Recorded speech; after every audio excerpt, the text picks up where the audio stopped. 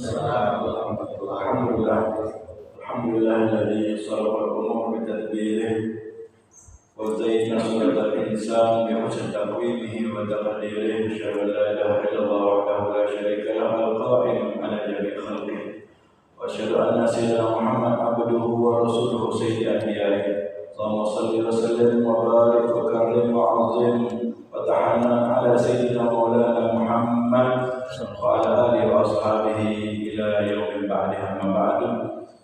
Saya muliakan para segenap bapak-bapak, ibu-ibu yang hadir dan para pendengar yang insyaallah dimuliakan oleh Allah Subhanahu wa taala. Allah muliakan jasmani kita, Allah muliakan rohani kita, Allah muliakan afal dan perbuatan niat kita semuanya. Insyaallah berkah Nabi Muhammad sallallahu alaihi wasallam. Amin ya rabbal alamin. Salawat dan salam senantiasa kita persembahkan, haturkan buat Nabi Muhammad sallallahu alaihi wasallam, Nabi yang tidak pernah berhenti mereka bersolawat kepadanya, Nabi yang tidak pernah berhenti orang cinta kepadanya. Mudah-mudahan kita tergolong orang-orang yang senantiasa bersolawat kepadanya, cinta kepadanya. Insyaallah kita dapat dekat dengan beliau nanti di akhirat. Amin ya rabbal alamin. Hadirin Ustadz yang dimuliakan Allah Subhanahu wa taala. Alhamdulillah kita meneruskan kajian kita syarah hadis Jibril, hadis yang disampaikan langsung oleh malaikat Jibril, berbentuk manusia secara langsung, sampai kita pada pembahasan dzikr azwajihi wa auladihi sallallahu alaihi wasallam, penyebutan atau pembacaan tentang istri-istri dan anak-anak Nabi Muhammad sallallahu alaihi wasallam. Adapun istri-istri Nabi semuanya berjumlah 11 perempuan, 11 orang. Nah, ini kira-kira kalau zaman sekarang ini 11 tuh usah 11. Nah, sekarang ini 4 sudah heboh ya. Kiai istri 4, pengusaha istri 4, ya sudah heboh luar biasa. Lalu bayangkan kalau bagaimana kalau ada orang istri 11, orang yang dengan baik, orang baik dan seterusnya, ada istri 11. Tidak lain bukan akhir nanti akan menjadi pemikiran bagi kita, tafakur bagi kita. Bagaimana kehebatan Nabi Muhammad sallallahu alaihi wasallam bisa mengatur 11 istri 2 kacau balau, sering ribut, istri kok kadang-kadang masih kacau, betul. Bagaimana kalau 2, 2 gimana terbang terus, setelah ini 3 apalagi 4 apalagi. Lalu bagaimana kalau lebih daripada itu?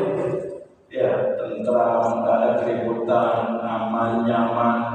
Nah, ini kalau kita tafakuri, kita pikirkan bagaimana kehebatan sosok Nabi yang agung, Nabi tauladan, Nabi yang mulia, Nabi Muhammad sallallahu alaihi wasallam. Tidak percaya jumlah 2 baik, okah jangan balik, okah ini bohong terus, Nah, ini Nabi Muhammad 11, luar biasa. Kita jangan pikirkan yang seuzon dulu, kita pikirkan yang positif, positif dulu. Seuzon itu nanti terjawab sendiri,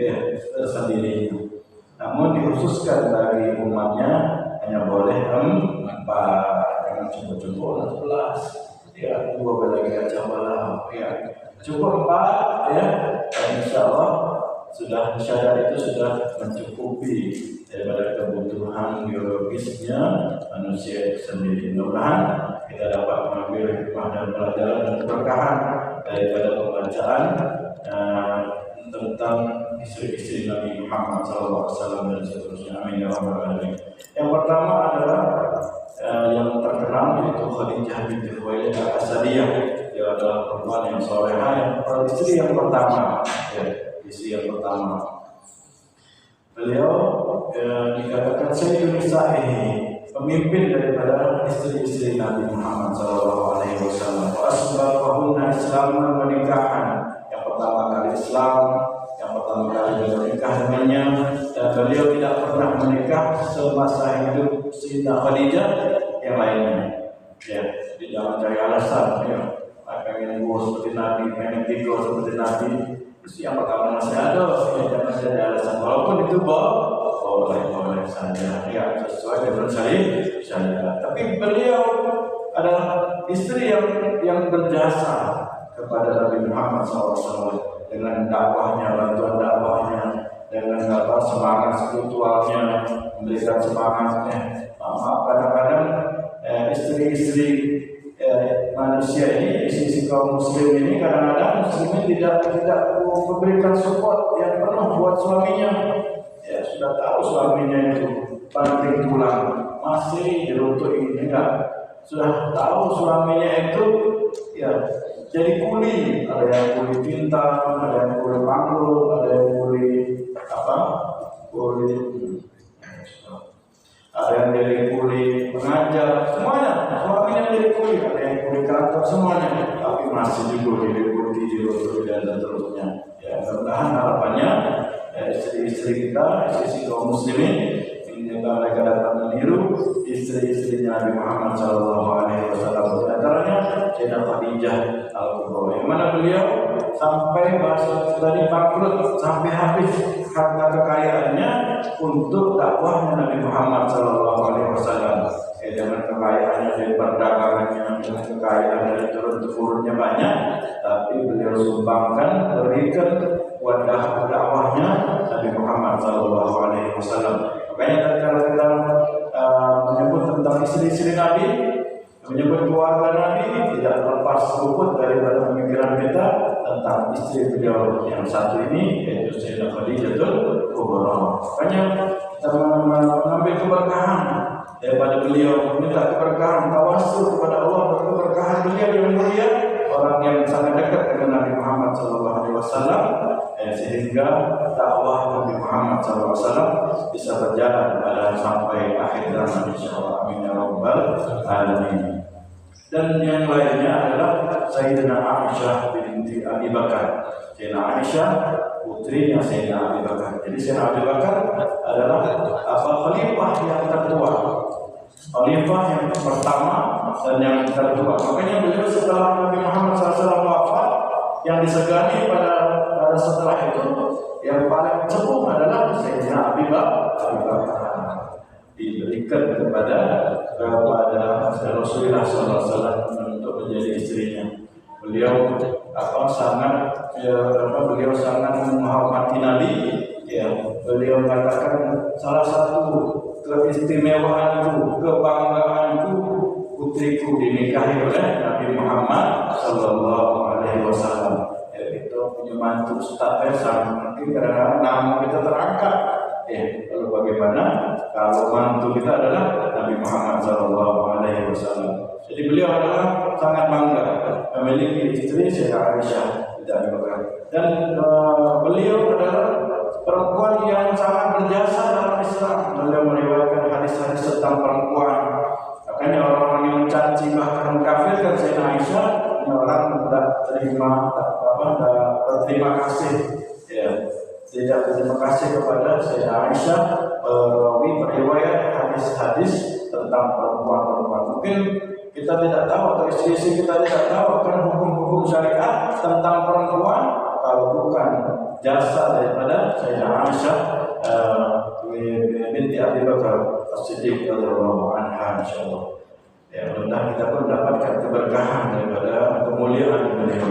Ya, karena ada orang yang mengkafirkan seperti paham Syiah, itu mereka mengkafirkan sahabat, Rasulullah Utsman, dan kemudian begitu pun juga Sayyidah Aisyah, ya, mereka kafirkan, mereka laknat bagi yang benar. Dan yang berikutnya istri Nabi adalah Sayyidatina Saudah bintu Zam'ah. Berikutnya Hafsah binti Umar, juga salah satu istrinya, putrinya Sayyidina Umar bin Khattab. Jadi beliau menjadi khalifah yang kedua, dan beliau juga adalah mertuanya Nabi Muhammad SAW. Dan Hafsah sudah tua, ya, sudah lanjut umurnya, ya, tidak lagi muda.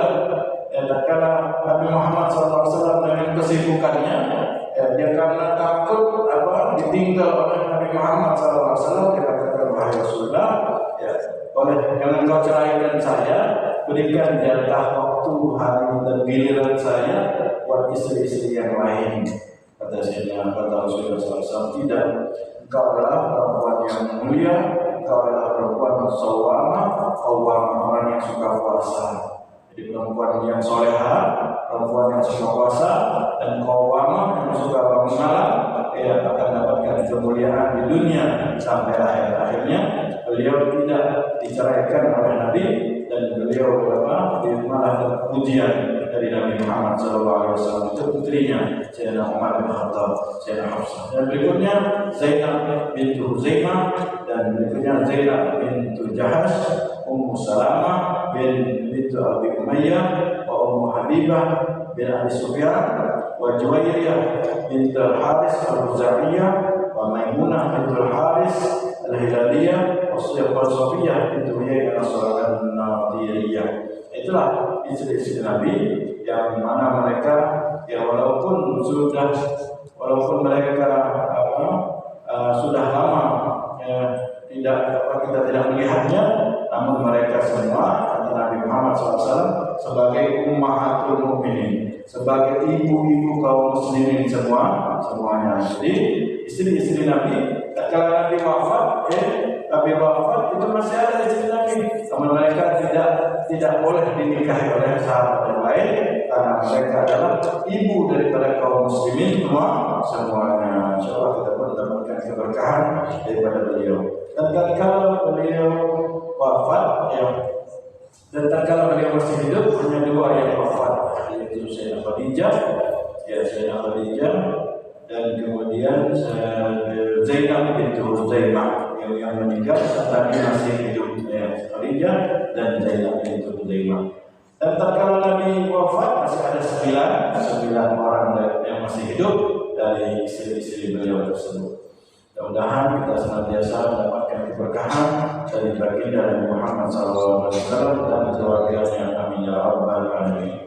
Hadirin yang dimuliakan Allah Subhanahu wa taala, yang berikutnya yaitu sifatuhu al-khalqiyah, putra-putranya beliau. Putra-putra beliau berjumlah 3 orang laki dan 4 orang perempuan. Yang laki mereka pertama adalah nama Qasim yang paling besar. Jadi nama Qasim itu adalah nama putra Nabi Muhammad SAW. Jarang kaum muslimin yang memberikan nama Qasim, walaupun ada. Itu adalah sesuatu yang besar. Sehingga beliau diberi gelar Abul Qasim. Diberi gelar Abul Qasim, ayahnya Qasim.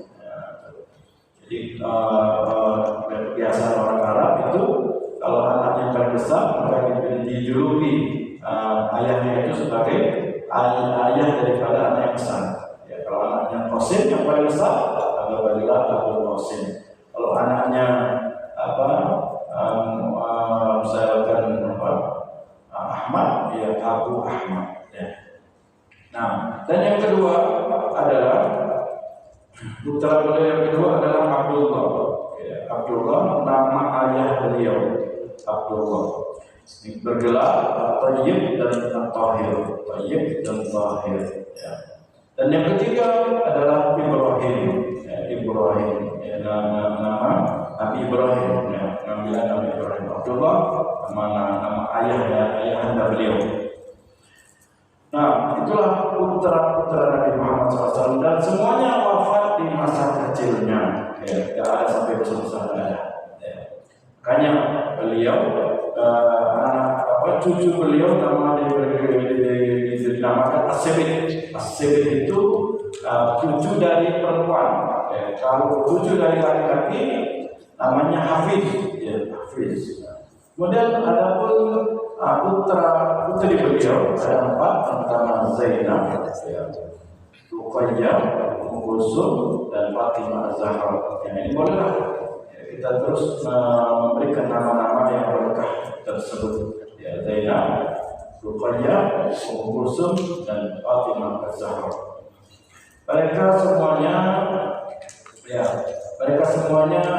menemui masa Nabi Muhammad SAW, melalui proses Islam. Mereka bersyahadat, maksudnya apa?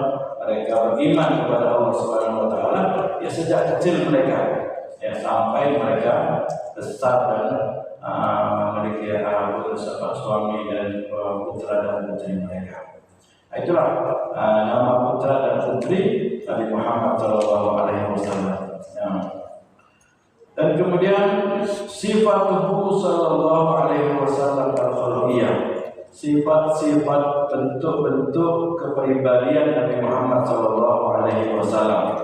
Bagaimana sifat-sifat beliau, ciri-ciri beliau, bentuk tubuh beliau, boleh kita ketahui agar dapat kita membayangkan wajah beliau yang mulia, agar kita dapat mengenal sosok beliau yang mulia. Karena kalau kita tidak tahu, bagaimana kita mau membayangkan? Kalau kita tidak mau tahu, bagaimana kita mau cinta kepada beliau? Tak kenal maka tak sayang. Bagaimana mau sayang kalau kita tidak pernah kenal dengan sosok kepribadian beliau? Karena sallallahu alaihi wasallam, kepribadian beliau adalah barbu al-qaumah, orang yang memiliki bentuk tubuh yang sedang, tidak tinggi, tidak pendek. Beliau bersama orang yang tinggi, beliau seperti sejajar tingginya. Kalau beliau bersama orang yang pendek, beliau sejajar pendeknya. Kalau beliau bersama orang yang sedang, beliau pun sedang. Itulah tanda bisa Nabi Muhammad SAW berdiri. Azharul laun, warna bentuk, warna beliau, kulit beliau sangat cerah.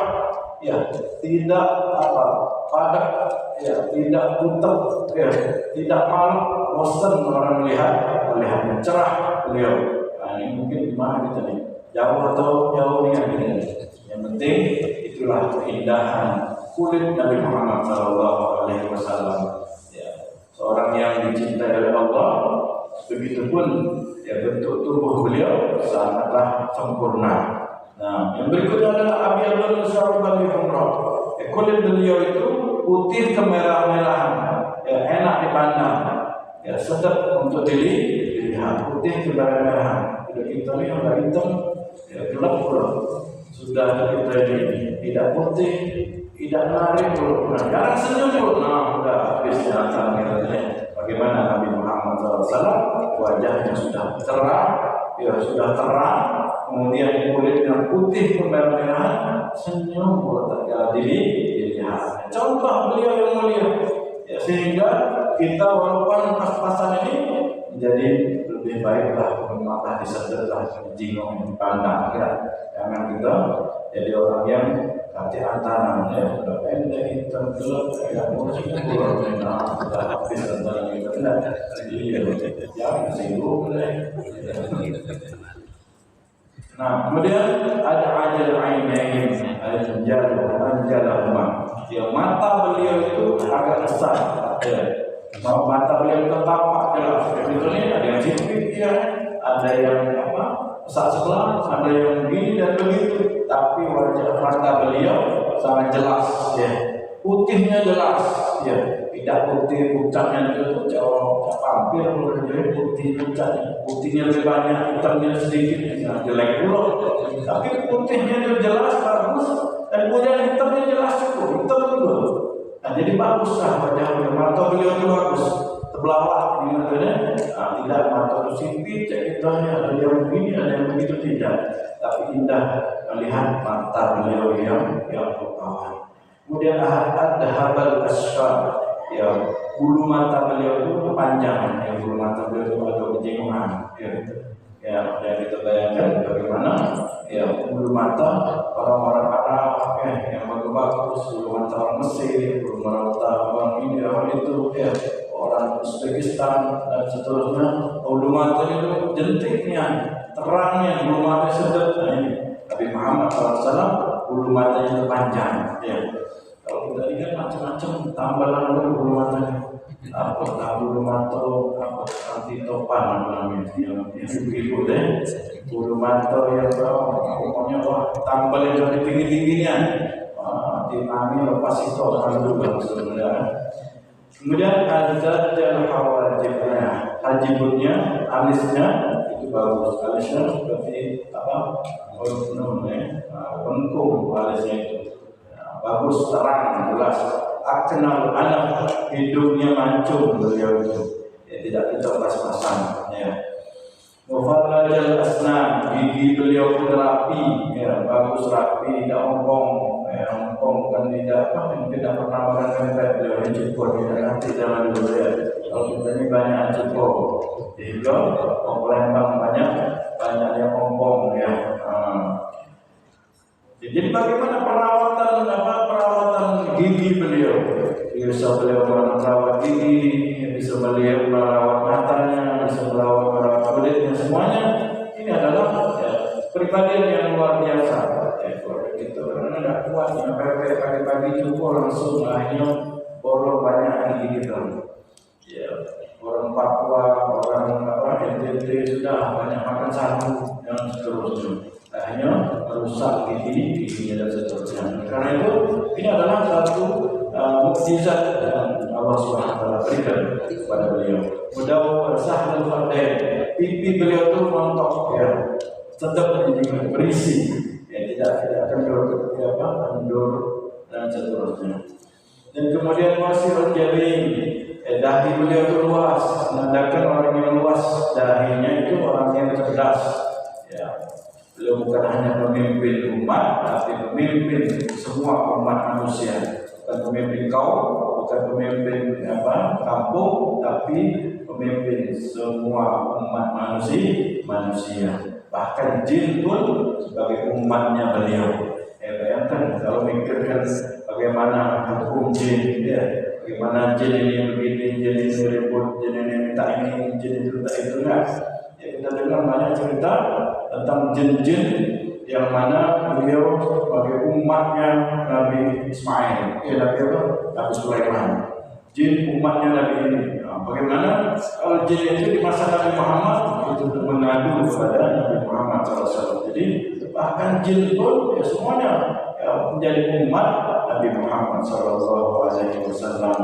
Kemudian kata lahya tambah sadar, lahyanya jenggotnya beliau itu tebal ya, tidak tinggi sangat tebal ya. Kemudian sampai bulu-bulunya sampai ke dada beliau.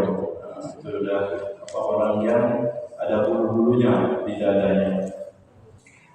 Kemudian rajul syar, rambut yang bagus atau yang tebal ya, yang hitam rambutnya itu agak keriting beliau. Ya, beliau rambutnya sampai di akhir masa hayat beliau, rambutnya sampai setelinga beliau. Ya, panjang beliau.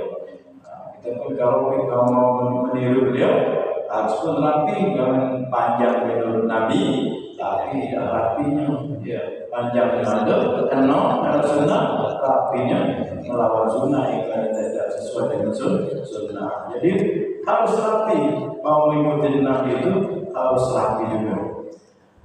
Nah, kemudian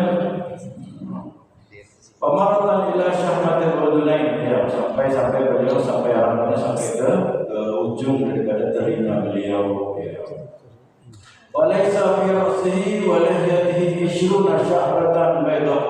Ya, uban beliau sampai akhir hayatnya tidak banyak, ya, sampai terhitung hanya 20 uban.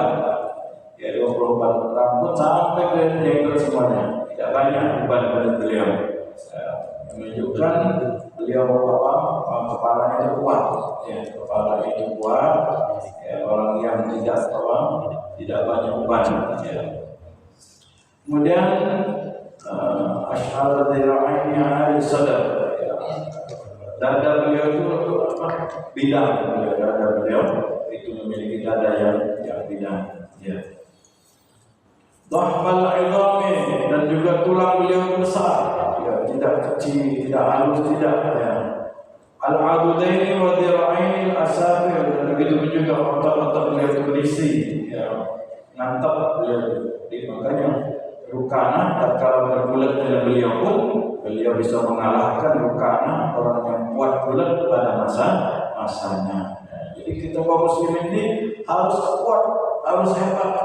Ya, al-mu'min al-qawi ahab ila Allah min al-mu'min al-dha'if. Orang mukmin yang kuat, muslim yang kuat itu lebih disukai oleh Allah daripada mukmin yang lemah. Ya, maksudnya kita pun jago dalam lari, kita pun jago dalam berdagang, kita pun jago dalam bisnis, kita pun jago dalam bulan dan lain sebagainya. Ya, kalau kita emang pakarnya, ya harus kita jangan sampai lemah. Kita jadi orang lebih lemah. Ya, sudah tahu kabarnya masjid gitu.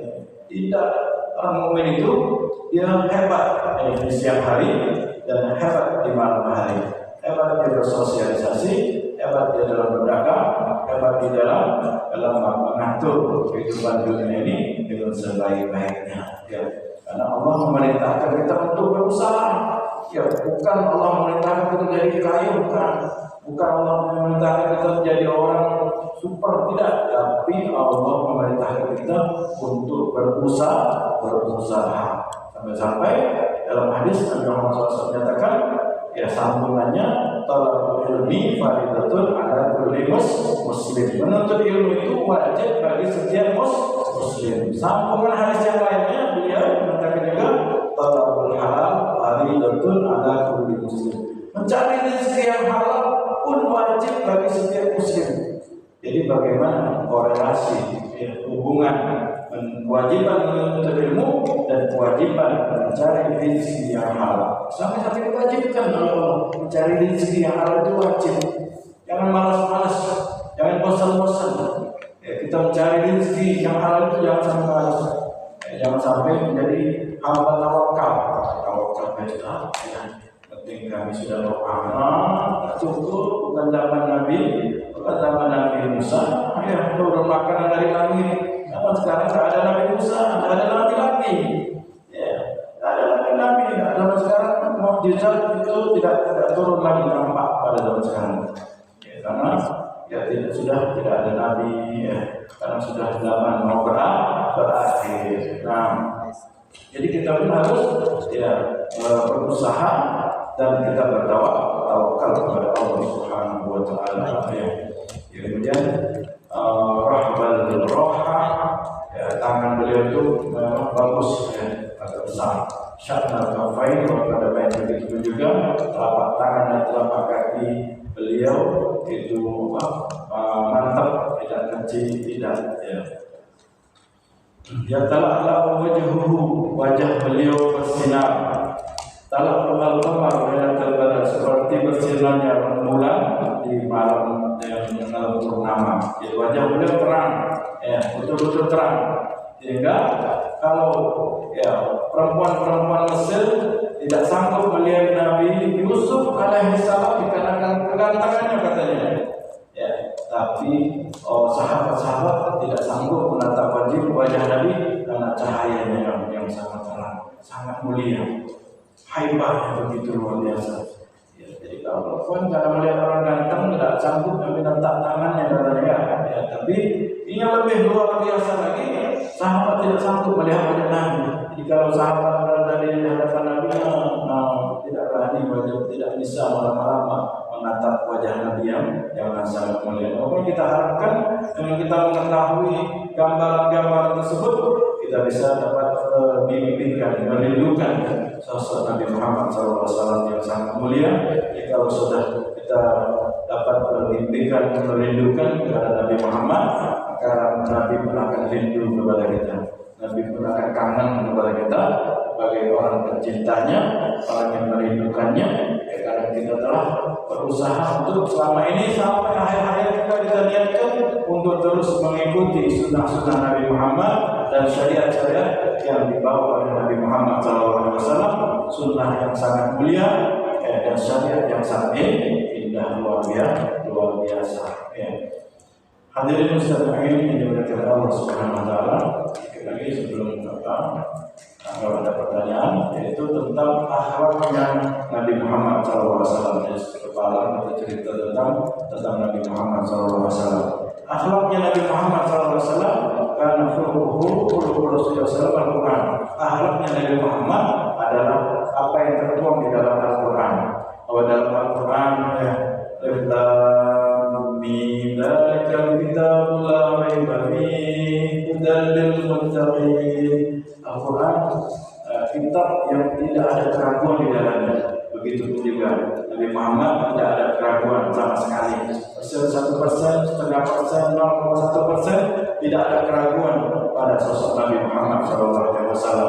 Orang menitipkan uangnya orang sahabat menitipkan ini dan itu ya kepada Nabi Muhammad, mereka tidak ada keraguan lagi kepada sosok Nabi Muhammad SAW. Dan yang menetapkan Nabi Muhammad sebagai petunjuk pun bagaimana Al-Quran, itulah yang ada dalam Al-Quran, itulah ada pada sosok Nabi Muhammad, petunjuk bagi mereka yang menginginkan hidayah. Kenapa orang-orang yang melihat Nabi, orang kafir tidak dapatkan hidayah? Ya, karena mereka tidak mau hidayah, tidak mau mendapatkan hidayah, tidak mau mendapatkan kemuliaan. Mereka tetap menentang Nabi Muhammad, tidak percaya kepada Nabi Muhammad. Akhirnya ya Allah berikan seperti itu. Ya, ana indallahil abdi, saya kata Allah menurut prasangka hambaku kepadaku. Ya, kalau kita melihat seseorang itu dengan husnuzon, maka kita akan mendapatkan apa yang kita sangkakan, minimal kita mendapatkan pahala. Ya. Kita melihat seseorang itu dengan suuzon, ya, maka kita akan mendapatkan apa yang kita suuzonkan kepadanya. Ya, kita melihat orang itu, ini orang ini pasti hari ini nak bagi gaji, itu gajian bos kita ini, sudah husnuzon kita kepadanya. Mungkin bulan ini dilebihkan gaji kita nih, kalau begini, kalau keuntungan banyak dan seterusnya. Kita berhusnuzon kepada bos kita dan seterusnya. Ya, minimal ya kita akan mendapatkan kebaikan nanti, kebaikan pahala, mendapatkan pahala, dan kemudian Allah akan memberi luaskan rezeki kita. Ya, jadi berkah husnuzon, apalagi husnuzon kepada orang soleh, berhusnuzon kepada Nabi Muhammad SAW. Kita jangan seperti orang-orang kafir yang memandang Nabi Muhammad orang biasa.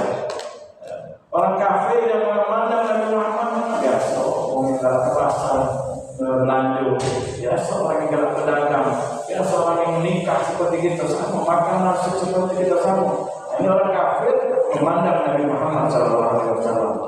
Kita tidak seperti itu. Kita memandang Nabi Muhammad adalah utusan Allah, manusia yang paling sempurna, mendapat pujian dari Allah Subhanahu wa taala, maka kita mendapatkan keberkahan, kebaikan, kesolehan dan seterusnya. Dan itulah yang kita diajarkan untuk berhusnuzon kepada semua hamba-hamba Allah Subhanahu wa taala. Ya, sehingga kita kalau bisa kita melihat siapapun, bahkan orang yang kita tidak senang itu, kita upayakan melihat itu menjadi orang biasa. Ya, melihat orang ini tak ada sangkau dalam hati kita. Lihat orang itu tidak ada marah dan tidak ada dendam di hati kita. Ini baru hati yang bagus. Tapi kalau hati kita kadang masih lihat, orang ini begitu sama aku jahat. Orang itu tuh suka malas bekerja. Orang itu begini dan itu. Kita ingat langsung kesalahannya. Kita ingat akan aib-aibnya. Maka selagi itu berarti hati kita masih tidak bersih, masih kotor. Ya, bagaimana Allah mau mengangkat derajat? Bagaimana Allah mau memberikan ilmu dan rahmatnya? Ya, kalau gelasnya kita mau tuang, waktu mau tuang kotor. Ya, bekas kopi pagi tadi, kira-kira jadi dari mana? Tidak jadi. Allah pun memberikan rahmatnya, Allah memberikan kasih sayangnya.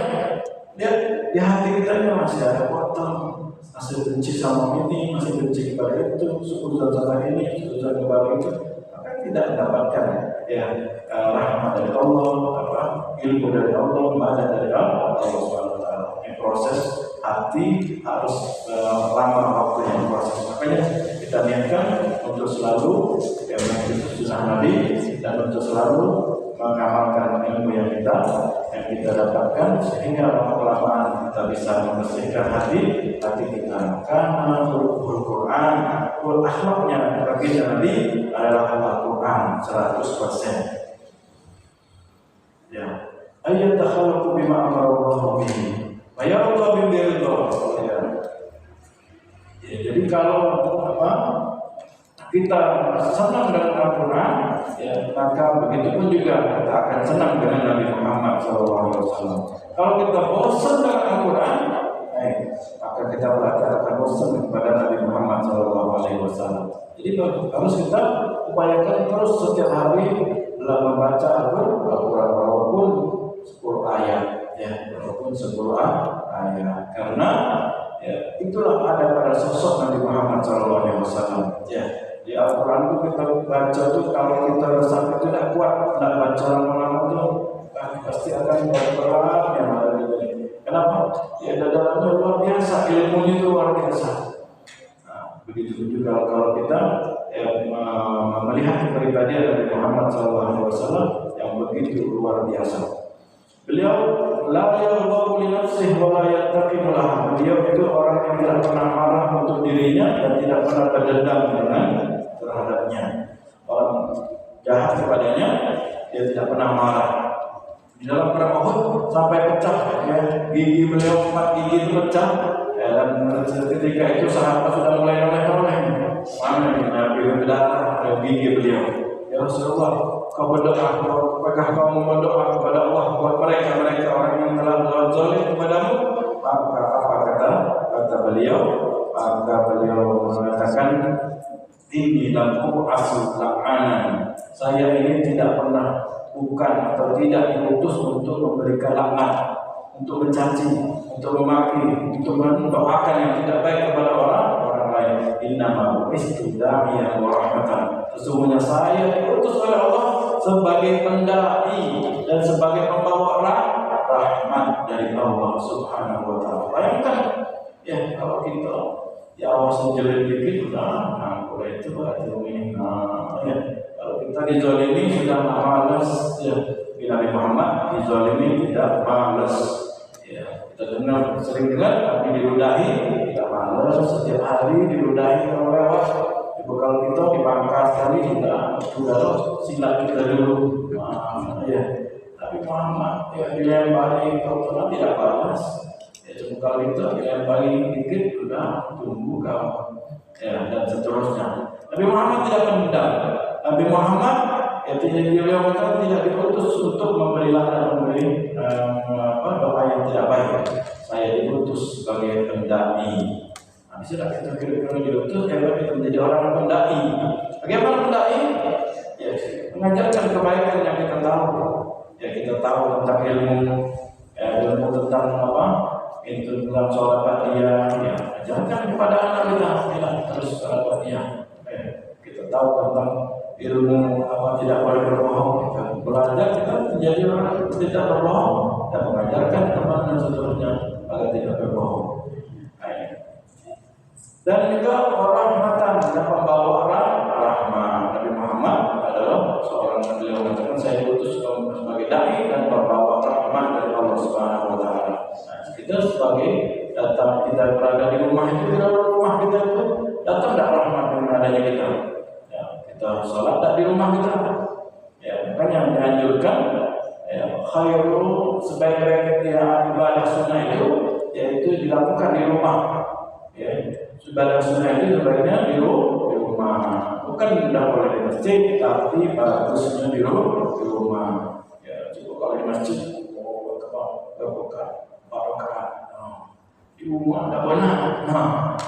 Bahkan di rumah cuma barokah. Kalaupun ya, jadi upayakan kita sholat sunnah di rumah barokah. Di masjid boleh 2 rakaat.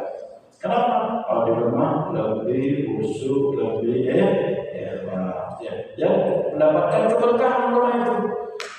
Di masjid kita tidak ada di rumah tidak pernah ngaji. Kita mau rumahnya mendapatkan rahmat. Ya, kita diutus, Nabi diutus pembawa rahmat.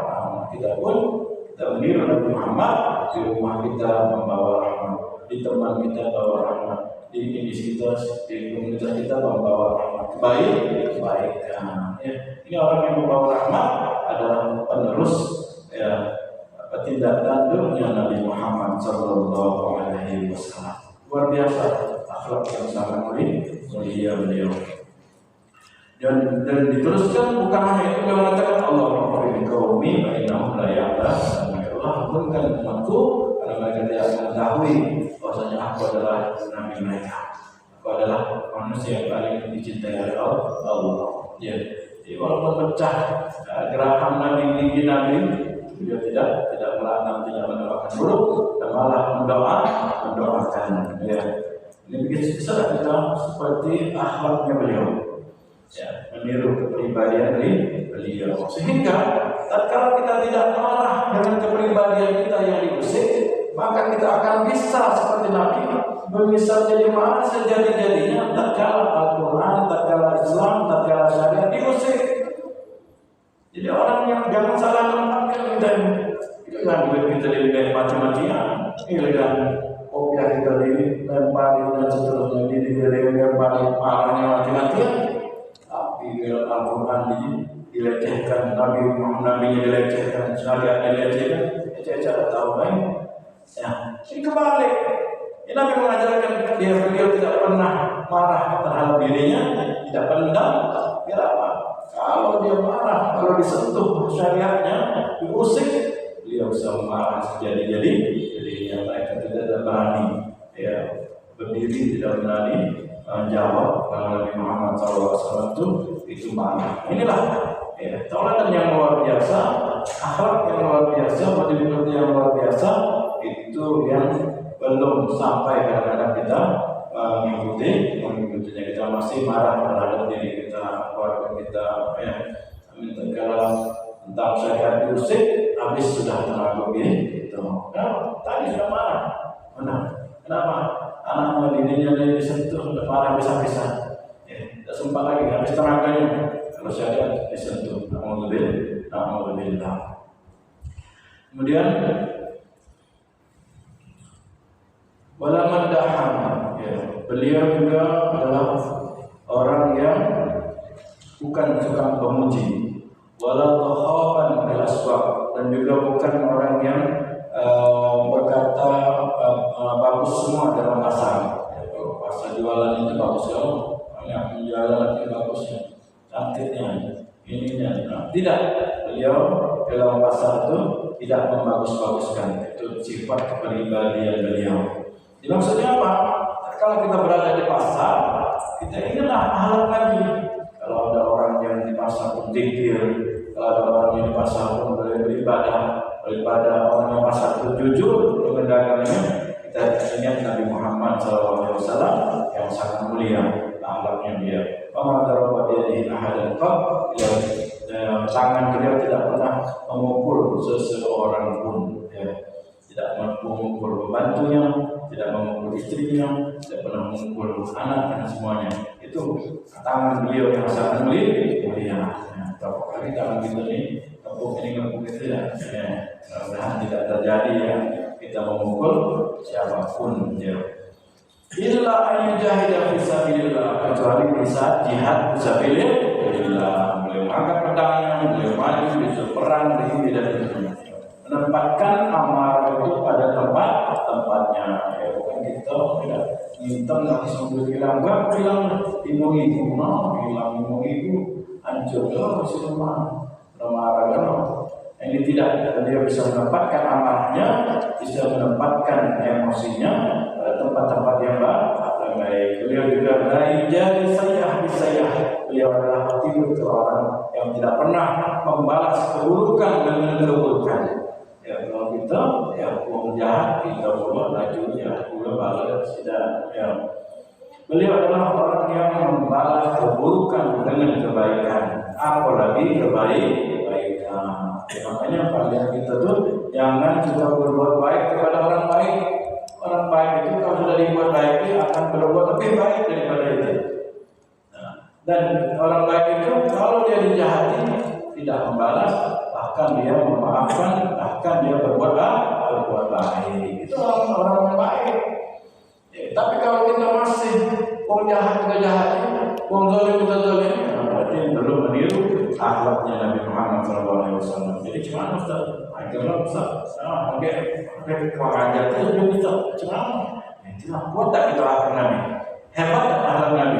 Luar biasa Nabi akhlak Nabi Muhammad SAW. Ya, orang jahat sama kita, diam tu baik. Ya, orang jahat sama kita, zalim sama kita, ya kita berbuat baik, ya tetap kita berbuat baik kepada badannya. Ini baik, ya pahala kita juga hadiah pasti kalau sudah berlakukan apa mudah-mudahan terdapat hidayah. Hasilnya juga lagi sampai dia syukur kita minta maaf sama kita. Itulah akhlaknya Nabi Muhammad. Karena di dunia ini tidak kita kejar ya kehebatan, kekuatan, pangkat dan seterusnya. Yang kita kejar adalah keridhaan di sisi Allah, dan dapatkan dan kebanggaan dari Nabi Muhammad SAW. Mungkin ini saja satu saat ini, karena masih ada banyak lagi ya akhlak-akhlaknya Nabi Muhammad SAW. Insyaallah kita akan sambung pada waktu-waktu yang akan datang. Insyaallah silakan kalau ada yang mau tanya lagi. Nah, silakan.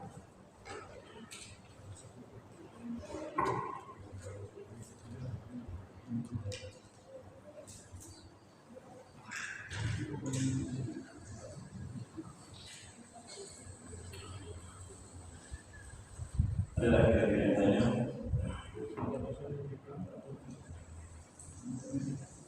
Kalau tidak, alhamdulillah paham ya. Atau sudah mengamal dalam insyaallah ya. Kita harapkan kita bisa mengamalkan semua sunnah-sunnah, semua sifat-sifat Nabi Muhammad SAW. Orang yang tidak tahu akan masih akan mencaci Nabi. Orang yang tidak tahu akan masih meremehkan Nabi. Kalau orang sudah tahu kepribadian dan akhlak Nabi, dia tidak sanggup mengamalkannya, baru kita akan mengetahui keindahan budi pekerti Nabi Muhammad SAW. Insyaallah Allah Subhanahu Wa Taala muliakan diri kita dengan akhlak dan budi pekerti yang baik. Allah Subhanahu Wa Taala tinggikan derajat kita dalam surga, tinggikan derajat kita nanti di akhirat berkat akhlaknya Nabi Muhammad SAW yang kita pakai, yang kita gunakan. Allah Subhanahu Wa Taala berikan keridhaannya, Allah Subhanahu Wa Taala berikan rahmatnya, Allah Subhanahu Wa Taala berikan kemuliaannya kepada kita semua, karena kita ingin terus yang mengikuti dan mengamalkan semua yang telah dicontohkan oleh Nabi Muhammad SAW, dan kita istiqomah sampai akhir hayat kita. Amin.